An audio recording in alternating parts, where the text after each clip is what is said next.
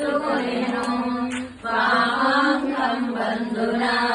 వాసవిని కూర్చుండబెట్టుకొనెను అర్ధ శరీరం బంధునా చేర్చుకొని దర్శనము ఇచ్చెతాను 120 గోత్ర దంపతులు అగ్నిలో భస్మమైరి గురువైన భాస్కరుండు బాలురను దగ్గరకు చేర్చుకొనెను శివ విమానములొచ్చెను శైవులకు స్వాగతము చెప్పెనమ్మా శంకరుని కడగెగెను వైశ్యులు శూలపాణిని గాంచిరి